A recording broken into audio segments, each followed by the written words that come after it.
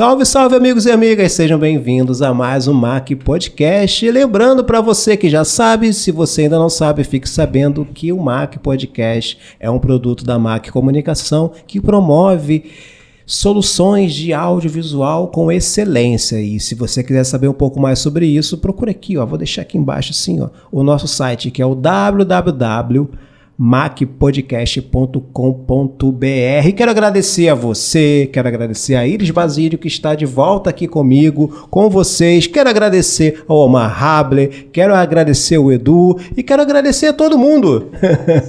Porque a gratidão é muito importante, é isso que a gente faz aqui sempre que se lembra, porque o ser humano comete falhas, o ser humano às vezes tem dificuldade de enxergar o lado positivo da vida, tem dificuldade de perdoar, tem algumas dificuldades, eu tenho, todo mundo tem, mas eu busco melhorar e eu sei que nossos ouvintes estão buscando também. E vamos mais uma vez dar um boa tarde, bom dia, boa noite, conforme a gente fez no vídeo anterior, boa madrugada, a doutora Iris Basílio. Tudo bem, Iris? Tudo bem, eu que agradeço, é um privilégio estar aqui, me sinto muito honrada. O bate-papo flui, que parece que a gente está tomando um cafezinho no bar, é muito bom. Então, eu agradeço você que está ouvindo a gente, né? Bom dia, boa tarde, boa noite, boa madrugada, que eu não sei se você já está de madrugada quando você assistir. Então, novamente, estamos aqui para batermos um papo descontraído e conversarmos aí acerca das coisas da vida, né?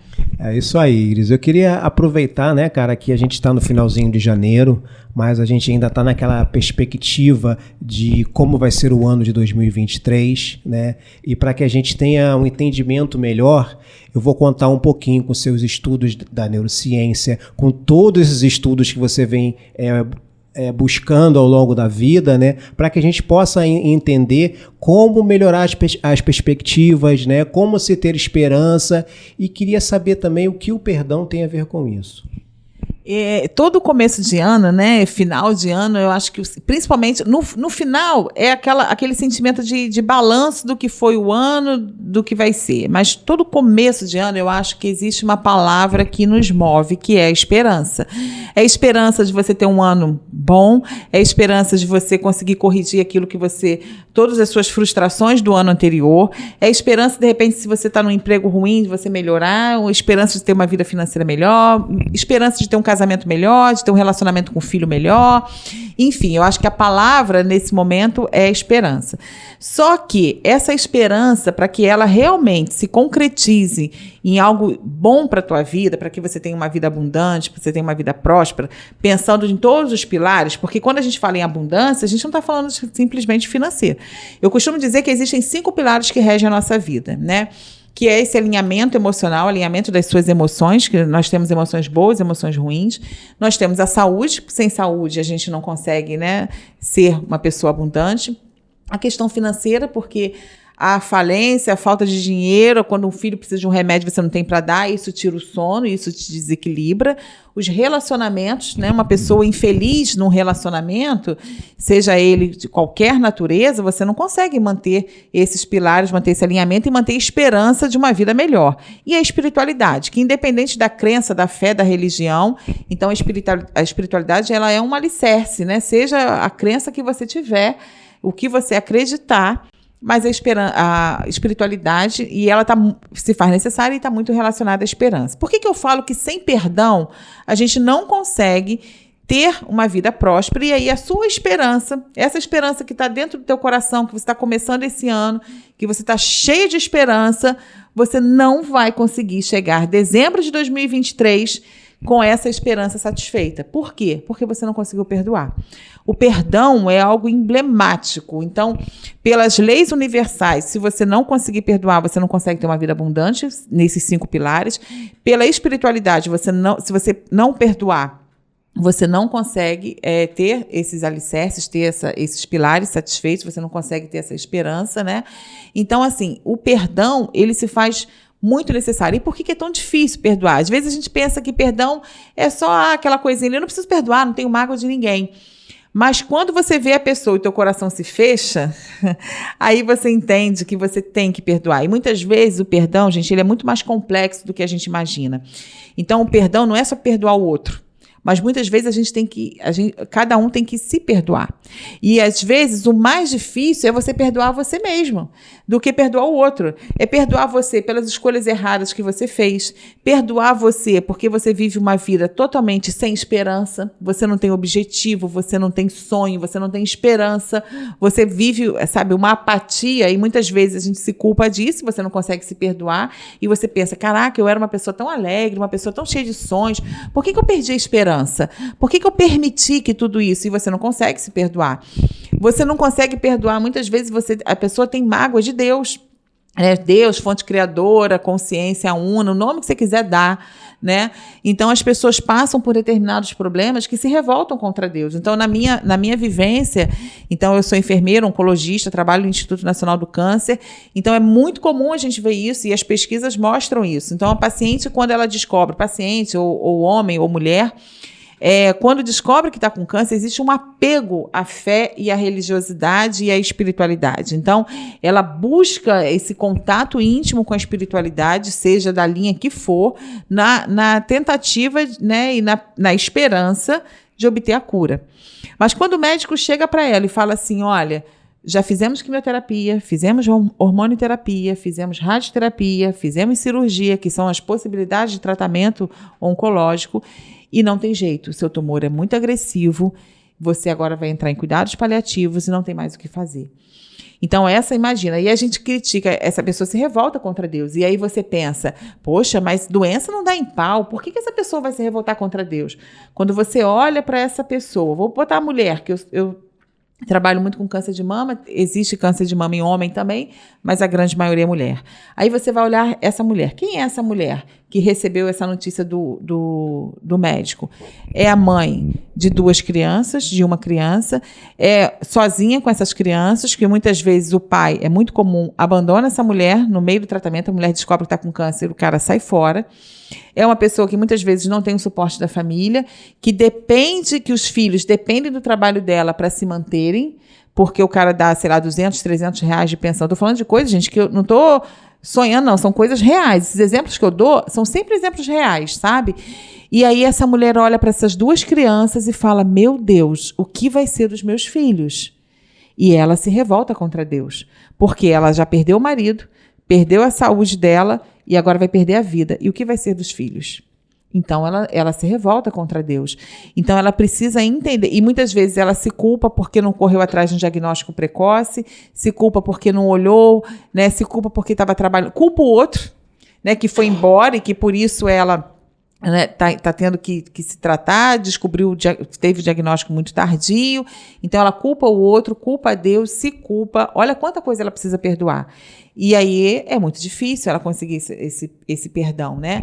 Eu estava assistindo um treinamento do Tony Robbins, que é lá dos Estados Unidos, um documentário muito interessante, e ele estava, um treinamento dele. E aí, no meio do auditório, ele dá o microfone para as pessoas falarem por que estão ali. E aí uma menina de 20 e poucos anos, ela pegou o microfone e falou, olha, eu vim aqui porque eu não aguento mais sofrer, eu não aguento porque eu sou esteio de todo mundo, a minha família é toda assim, minha mãe já tentou se matar, meus irmãos já tentaram se matar, eu sou sempre ali que fico firme, que não permito, nunca tentei, mas eu estou entregando a toalha. Eu vendi tudo que eu tinha para vir nesse treinamento porque eu estou desesperada. E ele ainda brincou e falou assim, quantos anos você tem? Ela, 26. E ele, você aguenta mais sofrimento, 26 anos, tá me dizendo que você já sofreu tudo que você tinha para sofrer na vida e que você não aguenta mais? E aí ela falou assim, você quer que eu conte a minha história? Que ela ficou, né? Você quer que eu conte a minha história? Ele, conta a sua história. E aí quando essa menina começa a contar a história dela, ele começou a chorar. E ela conta, olha, eu nasci numa comunidade, e ela deu o nome lá da comunidade, mas onde as pessoas eram habituadas a mostrar, a forma como elas tinham que mostrar amor a Deus era através do sexo. Então, eu fui violentamente estuprada desde bebê, vi meus irmãos sendo estuprados, a minha mãe sendo estuprada, as pessoas da comunidade sendo estupradas, e a gente, por não querer aquilo, não gostar daquilo, a gente ainda se sentia, as pessoas ainda culpavam a gente porque a gente não estava amando a Deus. Porque nessa comunidade, o sexo era a forma de você demonstrar o seu amor a Deus. E acabou que a gente conseguiu fugir de lá, ou a comunidade acabou, só que os traumas ficaram e eu não aguento mais. E aí você olha para essa menina que desde bebê ela foi violentamente estuprada, vivia estupros, né, na sua família e nas pessoas à volta, em nome de quem? De Deus. Que visão ela tem de Deus? Que visão? Como ela encara? Será que ela consegue chamar Deus de pai? Será que ela consegue ver Deus como seu amigo? Será que ela consegue ver Deus como algo bom? Ou ela vê Deus como um sádico, como um estuprador, violento, que acabou com todos os seus sonhos? Então, e ela teve que ressignificar isso, ela teve que perdoar para ter uma vida, e depois mostra a vida dela, né? Posterior ao treinamento, ela conseguiu o apoio lá deles, e hoje ela escreve e ajuda pessoas que passaram por isso, né? Então, assim, se ela não perdoasse, como ela teria a esperança de uma vida melhor? Como ela conseguiria levar esperança para sua mãe? Como ela conseguiria levar esperança para os seus irmãos? Se ela não conseguisse perdoar e ajudasse a sua família a também perdoar. Da mesma outra forma, eu estava fazendo uma disciplina com a professora do Canadá, na pós-neurociência, e ela contou um caso real do Canadá. Essa menina, ela nasceu numa família de estupradores. Então, ela era abusada pelo pai, pelo tio, pelo avô. E isso era muito comum. A mãe achava que isso era comum. Essa menina tentou fugir de casa aos 12 anos de idade, não conseguiu. E aos 18 anos, ela conseguiu fugir de casa. E ela foi, assim, achada, né, entre aspas, por um psiquiatra que acolheu ela, trabalhou. E ela teve que trabalhar o perdão, ressignificar. Hoje ela é casada, ela é escritora e ela tem uma fundação que ela ajuda meninas que viveram essa situação de violência sexual. Então, são pessoas que tiveram esperança de uma vida melhor, que levam esperança, mas qual foi a chave? O perdão. Sem perdão, elas não conseguiriam ter esperança de uma vida melhor e nem levar a esperança para outras vidas. É por isso que eu falo que a esperança, ela passa pelo perdão. Se você não conseguir perdoar, se você não conseguir perdoar a Deus, que seja, perdoar a si mesmo, perdoar o próximo, você não consegue ter esperança de uma vida melhor. Você não consegue ter essa realização. Eu entendo perfeitamente tudo que você fala e alerto também que muitas vezes uma mágoazinha que você tem de uma coisa que te incomodou ou de uma traição, que de repente não foi nem profundo naquele momento. Em determinado momento de fraqueza, né, você começa a pensar naquilo, né, o teu cérebro começa a te detonar e você começa a adoecer e você começa a se focar naquilo e aquilo ali realmente torna-se uma doença, pode caminhar para uma depressão e tudo mais. E geralmente essas coisas acontecem o quê? É como se fosse o nosso organismo, né? Baixou a imunidade, a doença chega. E eu vejo muito que essa baixa de imunidade, vamos colocar espiritual, talvez, tem muito a ver com o que você coloca para dentro de si. De repente, com os programas de televisão que você está vendo, com o grupo de amigos que você está convivendo, com o ambiente que você está frequentando, né? Então, a importância disso é fundamental para você despertar para uma coisa melhor. E isso é fundamental, né? A gente tem que, cada vez mais, escolher o tipo de pessoas que você anda. Por quê? Porque se você tem um problema como esse, vamos supor, eu vou puxar agora para o meu lado das mulheres, né?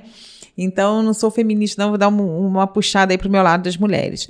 Então, por exemplo, a mulher que foi traída, que isso é muito comum, né? Então, a mulher que foi traída... Infelizmente. Tem mulher que trai também, tá, gente? Sim, hoje em dia já não tem mais isso. Também. Homem trai, mulher trai, tá tudo igual, né? Vamos colocar a traição como toda. Eu vou falar da mulher porque eu sou mulher, então eu vou falar da questão da mulher. Então, a mulher, quando ela é traída, né? Então, isso desperta nela uma mágoa, um ressentimento, uma decepção, uma frustração. E o que acontece? Por que é importante você saber com quem você anda? Porque se você anda com uma pessoa que também é ressentida, que também é vingativa, ela vai falar assim, não perdoa não. Esse cara fez tudo isso pra você e você ainda vai perdoar? Tu é trouxa? Tu é otária? Porque é isso, né? Mas se você anda com uma pessoa que tem uma outra consciência, uma outra visão de mundo e que está preocupada com que tipo de sentimento você está botando pra dentro, como o Cláudio falou, ela vai dizer assim, olha só, você foi traída? Foi. Mas você ficar com raiva, vai mudar a traição? Vai voltar ao tempo e o cara vai deixar de fazer isso? Não vai. Então, essa raiva que você está sentindo, esse ressentimento, só está fazendo mal a você. Então, assim, perdoa, sabe? Bola para frente, reconstrói tua vida. Então, isso também, até nisso a gente tem que ter essa vigilância. É uma coisa que eu falo muito para as minhas filhas. Então, assim, cuidado, observe, né? Observe com quem você anda, o conselho que você está recebendo, né? Então, isso faz toda a diferença. E por que isso é tão importante? Existe um livro chamado Psico-Oncologia. Ele tem uma série de estudos, questões emocionais, que refletem no corpo físico com o acometimento do câncer.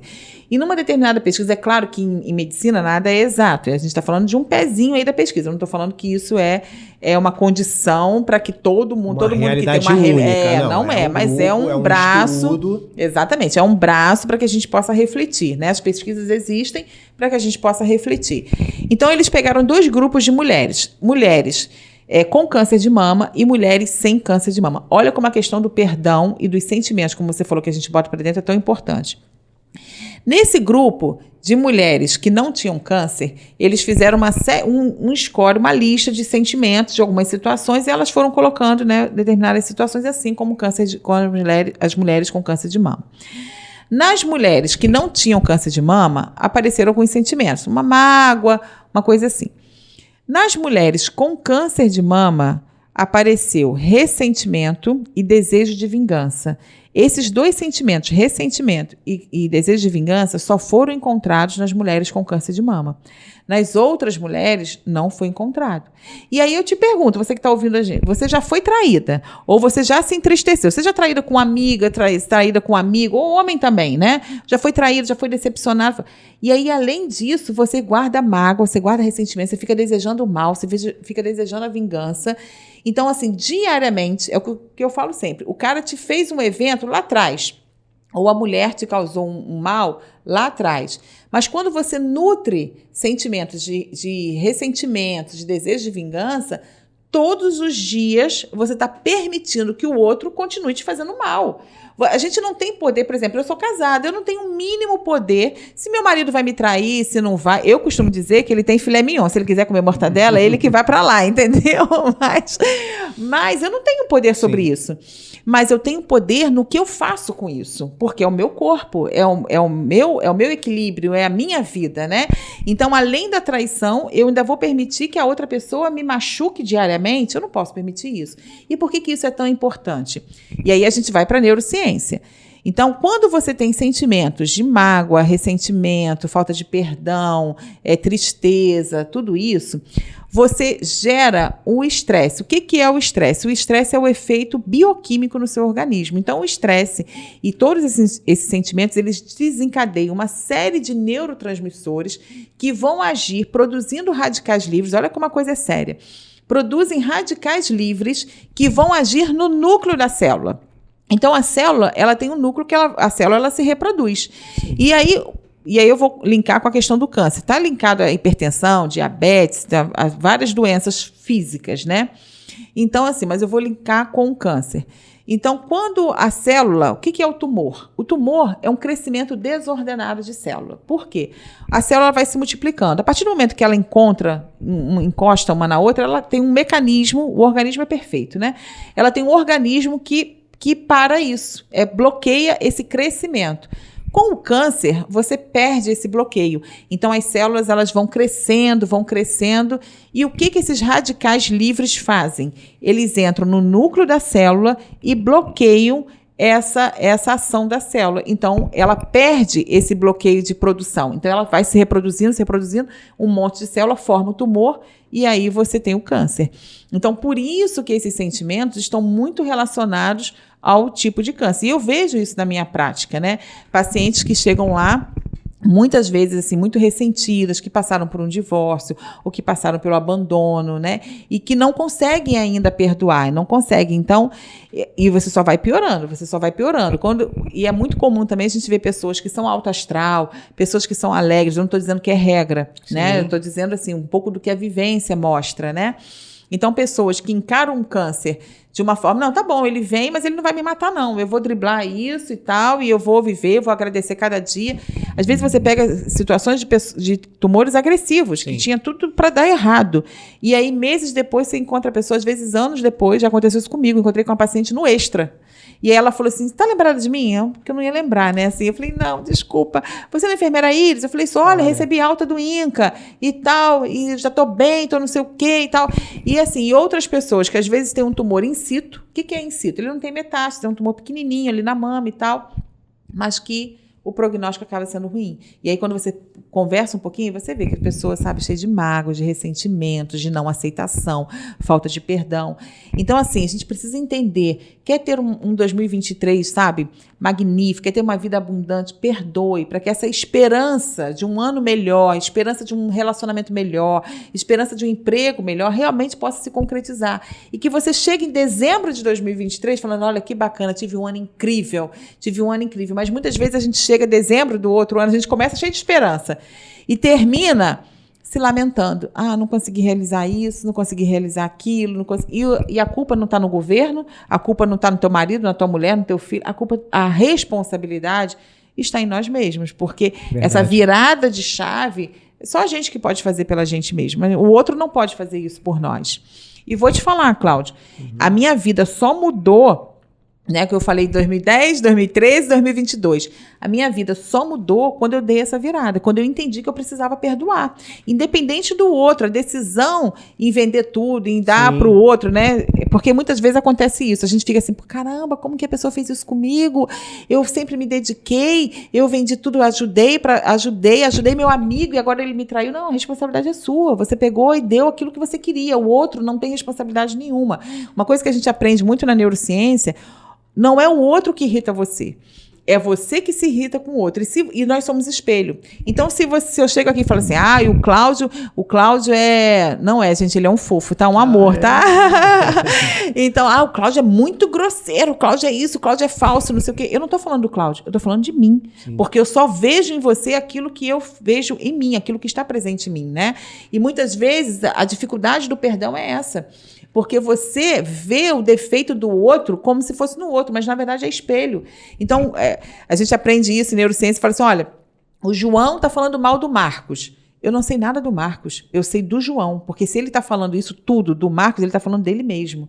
Então, assim, a gente precisa, quando a gente se depara com essas situações, e nas relações de trabalho isso é muito comum, né? Esses conflitos no ambiente de trabalho que acabam prejudicando muito o ambiente de trabalho, então a gente tem que parar e refletir. Por que o outro está me irritando tanto? O que em mim está encontrando ressonância no outro, que faz com que eu tenha esse sentimento, né, por ele? E aí, quando você faz essa reflexão e toma para si a responsabilidade de concretizar a esperança e ter uma vida melhor, você percebe que precisa perdoar e só você pode fazer isso. O outro não pode fazer por você.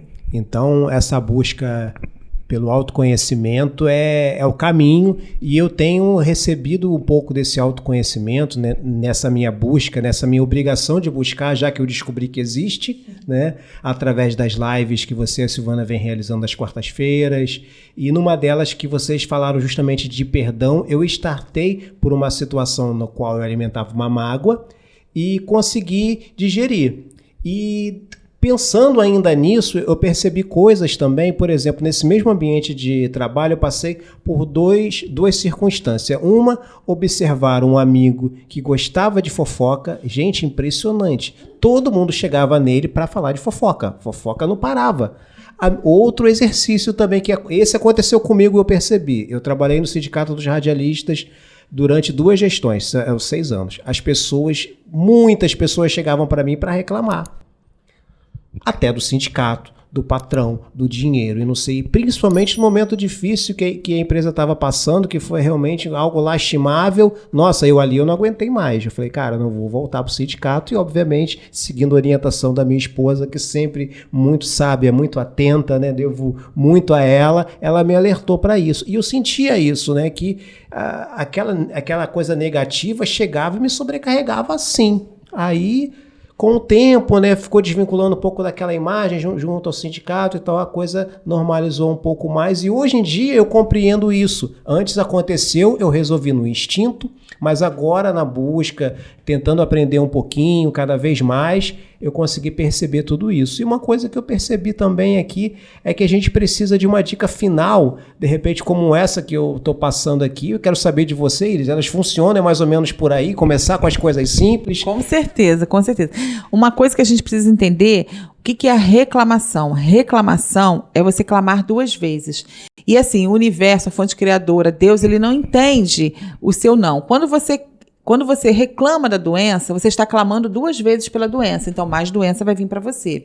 Quando você reclama da falta de dinheiro, da escassez, o universo não entende o não. Ele vai entender que você está clamando 2 vezes pela escassez. Então, sabe aquela coisa que você começa o mês, o salário está apertado, e você começa a reclamar. Você não agradece o salário que você recebeu, mas você reclama pelas contas que você tem que pagar. Aí é um carro que quebra, que você não estava contando, é um filho que adoece, que você tem que gastar R$400. Por quê? Porque você está clamando por isso, então mais disso vai vir.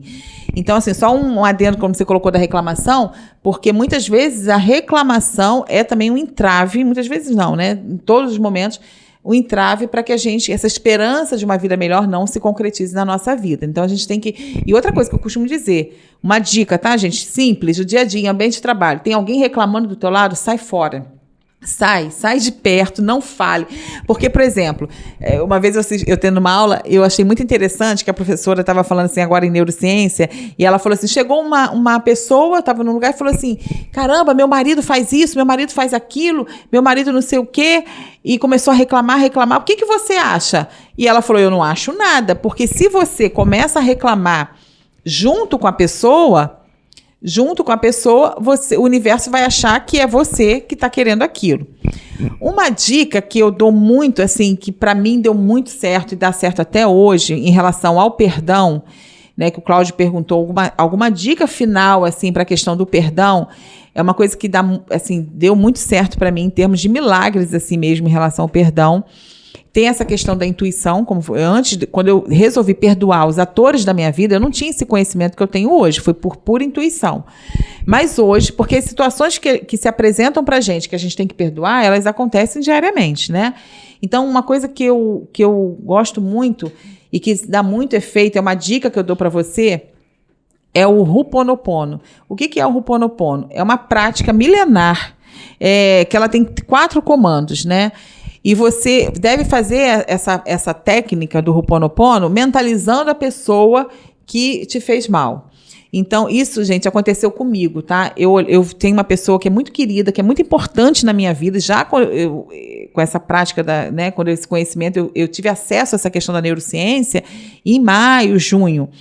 E em julho, né, aconteceu um fato que eu fiquei, assim, muito, muito chateada, que me desequilibrou totalmente, entendeu? Porque você não impede, as coisas acontecem. Agora, o que você vai fazer com isso, né? E sabe, quando eu vi a pessoa, meu coração fechava, sabe? Meu coração fechava, sabe, o relacionamento péssimo, eu não conseguia olhar para a pessoa, e era uma pessoa que eu tinha que conviver. Olha que situação. E aí eu comecei a pedir a Deus. Eu falei assim, olha, eu quero olhar essa pessoa e eu quero sentir amor no meu coração. Eu não quero, porque não adianta perdoar de boca. Você tem que sentir. Você tem que sentir que você perdoou. E uma das formas, como o Cláudio falou, eu pensei, eu percebi que eu tinha uma mágoa, porque o coração fica apertado. E eu olhava para essa pessoa e meu coração se fechava. Mas se fechava de um jeito que, nossa, era muito ruim, muito difícil. E eu falava, olha, por mim mesmo, porque aí a gente tem a lista de motivos, né? A pessoa já fez isso. Mas eu falei, mas não importa, eu preciso perdoar, porque eu tenho que sair disso. Então, eu comecei a pedir a Deus. Eu estava assistindo uma aula e no final teve uma técnica em relação a perdão. E eu mentalizei essa pessoa e fiz a prática do Ho'oponopono. Cláudio, foi uma experiência que eu conto, assim, eu não vou dar o nome do santo por questões éticas, mas, assim, foi uma coisa milagrosa, porque eu comecei a chorar ao final da técnica e imediatamente, logo depois, eu tive contato com essa pessoa e sabe que o meu coração se encheu de amor por essa pessoa, sabe, todo aquele sentimento pesado, aquele sentimento ruim, desapareceu ao término da técnica do perdão. Então, assim, o que é essa prática do Ho'oponopono? São 4 comandos, mas você tem que entender o que você está falando, né?